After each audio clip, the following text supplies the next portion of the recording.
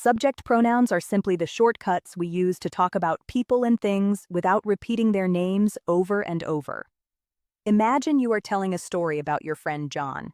You wouldn't want to say, John is nice, John is tall, and John is happy because it sounds repetitive. Instead, you use a subject pronoun to replace the name. Since John is a man, you replace his name with he.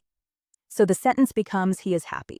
These pronouns are the stars of the sentence because they tell us who or what is doing the action.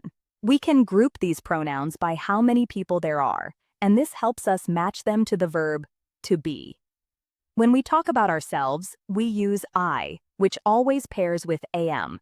When we talk to someone directly, we use you, which pairs with are. When we talk about one specific male, we use he.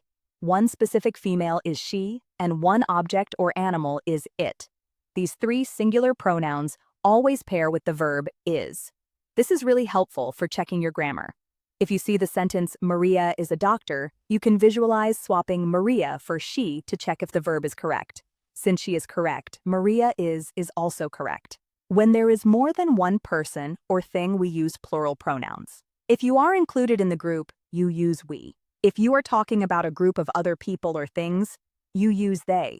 Because these represent a group, they always pair with the verb are. So if you see the students are here, you can visualize the whole group of students and swap that noun phrase for they.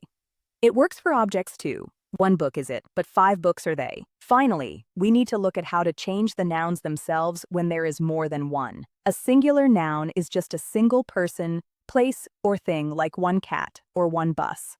To make these plural, which means more than one, we usually just add the letter S to the end. It acts like a little tag that tells the listener there is a group.